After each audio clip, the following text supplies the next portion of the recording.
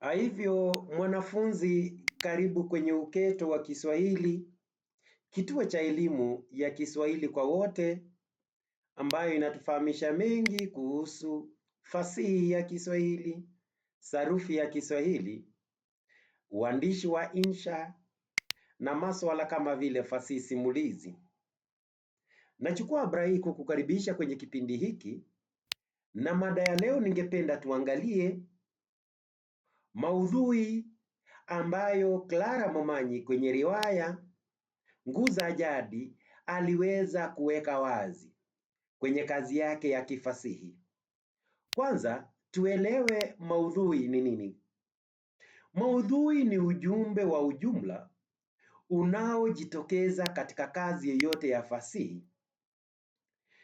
Maudhui ni yale mafunzo ambayo huweza kupatikana katika kazi ya kisanaa kama vile riwaya, tamthilia au hata hadithi fupi.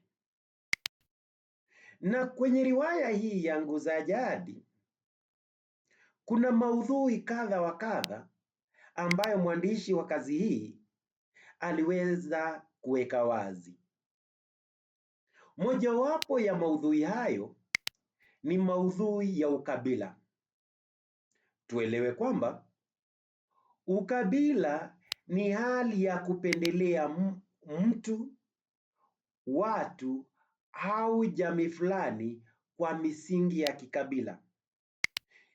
Upendeleo huu unaweza ukawa upendeleo kwenye nyanja za ajira, nyanja za elimu, vyeo na kadhalika. Kwenye riwaya ya Nguu za Jadi tunaona kwamba jamii ya Wakule ni jamii ambayo ilikuwa imekwezwa sana, imewekwa juu kwenye madaraka sana.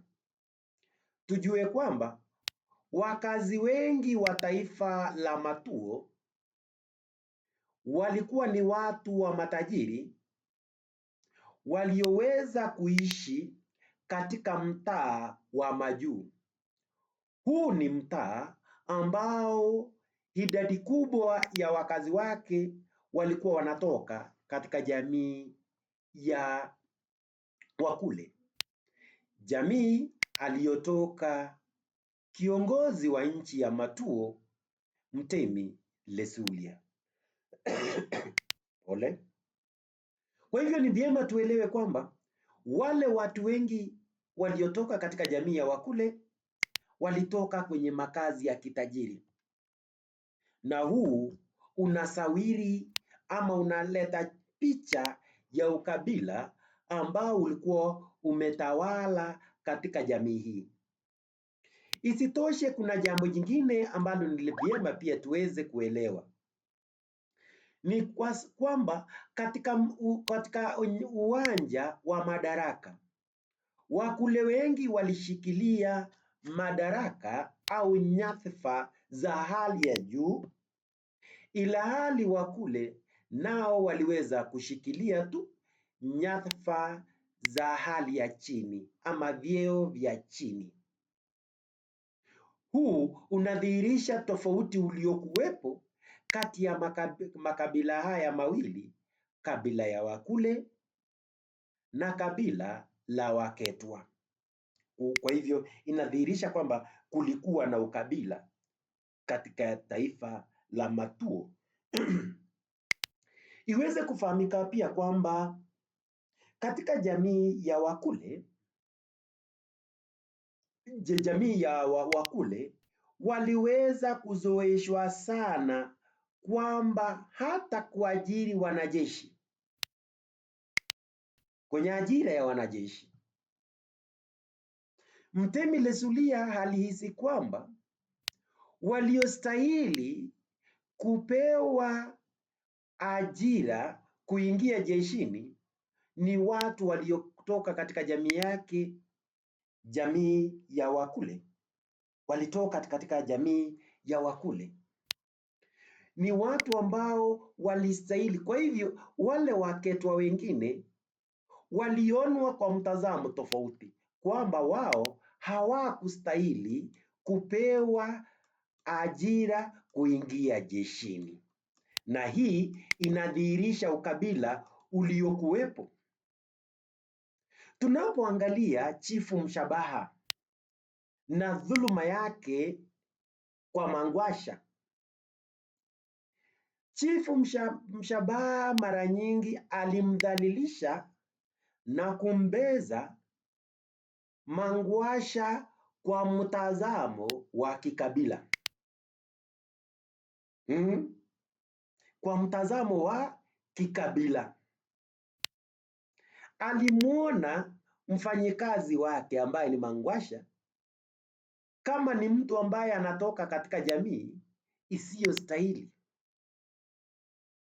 Kwa hivyo Chifu Mshabaha aliendeleza ukabila kazini, na alidhihirisha hisia hizi za kikabila pale ambapo anasema Waketwa ni watu wasiokuwa na akili hata ya kuweza kuchagua wachumba. Tunajua kwamba awali Chifu Mshabaha alimtaka Mangwasha aweze kukubali urafiki kati yake na Sagilu, ilhali tunajua kwamba Sagilu alikuwa mzee aliyekuwa na ndoa yake. Lakini Chifu Mshabaha, japo alikuwa ni kiongozi, aliona kwamba Mangwasha hakustahili kuolewa na Mrima, bali alistahili kuwa na usuhuba na nani? Na yule mzee Sagilu. Kwa hivyo anaposema mawazo yale kwamba Waketwa ni watu wasiokuwa na akili hata ya kuweza kuchagua wachumba, huu ni ukabila ya kuweza kubeza ama kudharau jamii nyingine.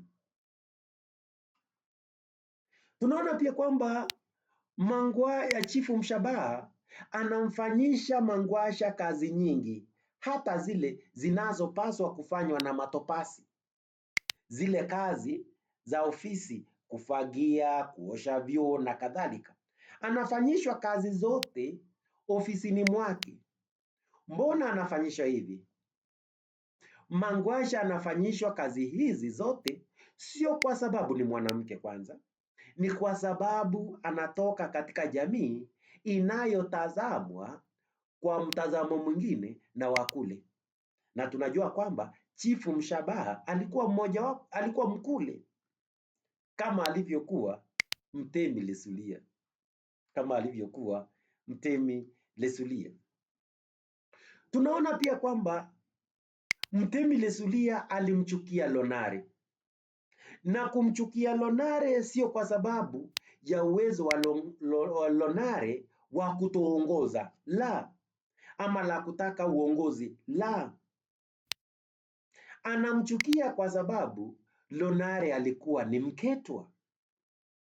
Hata kwenye biashara zake tunaona biashara za Lonare zinahujumiwa, na zinahujumiwa kwa sababu anaonewa gere na kiongozi huyu, kwa sababu huyu si Mkule mwenzake, huyu ni Mketwa, na Waketwa wanatazamwa kama adui na Wakule. Hata wakati mwingine aliweza kumpangia maafa. Kwa hivyo huu ni ukabila. Maneno ya Sagilu pia yanaleta hisia za ukabila, hasa pale ambapo anawachukua Waketwa kama watu wasioweza kufanya lolote. Kwa hivyo huu mtazamo wa Sagilu la kuweza kuwaona Waketwa kama watu wasioweza kufanya lolote, kwa maneno yake, na nanukuu, anasema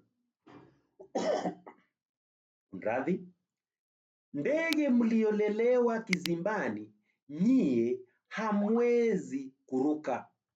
Nasikia mawazo kama hayale. Kauli yake ni kauli ya kudhalilisha mno. anaendelea kusema kwamba mtawezaje kuruka ilhali mnaishi mkifikiria kwamba kuruka ni ugonjwa? Kumbuka maneno yale unaweza ukayapata kwenye ukurasa wa 176. Mawazo haya ya Sagilu ni mawazo ya kuwadunisha Waketwa, ni mawazo ya kikabila, ni kauli ambayo inajaribu kuwabeza akina nani? Waketwa walioishi katika nchi ya Matuo. Ukabila pia unawafanya wenyeji wa Matango ambao ni Waketwa kuchomewa makazi yao.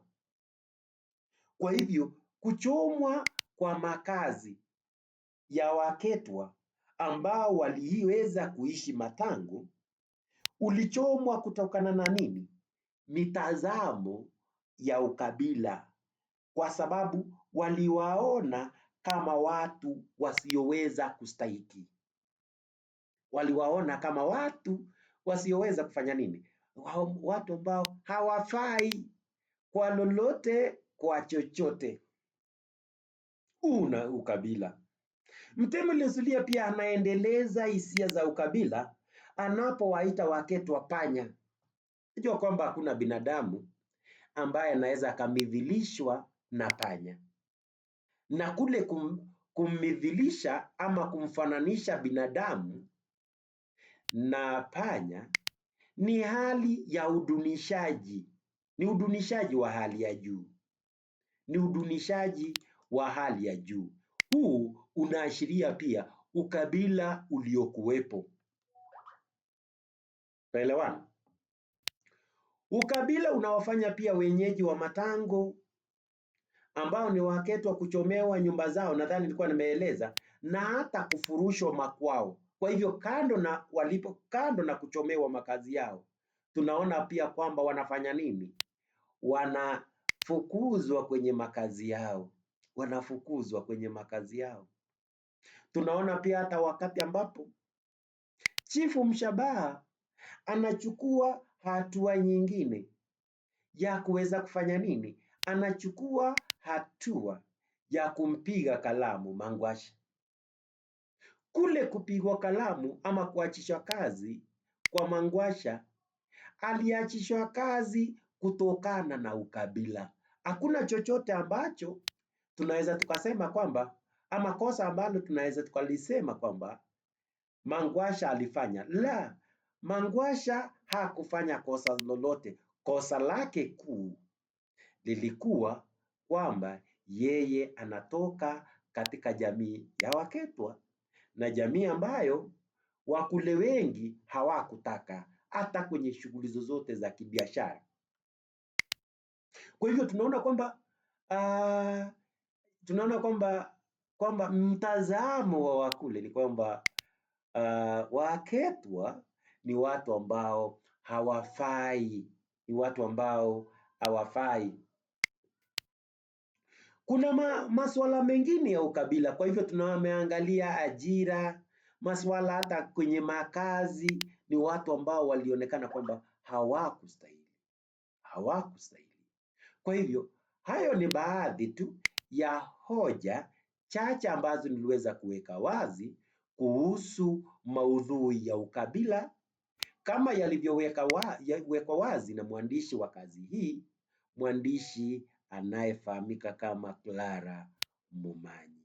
Kwa hivyo nawatakieni mchana mwanana hadi wakati mwingine ambapo tutakutana pia tuweze kuchambua maudhui ya utabaka. Kwa hivyo tutakapokutana tena tutajaribu kuangalia utabaka, maudhui ya utabaka. Twajua kwamba utabaka ni hali inayosababisha jamii kujibagua katika makundi mawili, makundi ya wachochole na makundi ya wakwasi.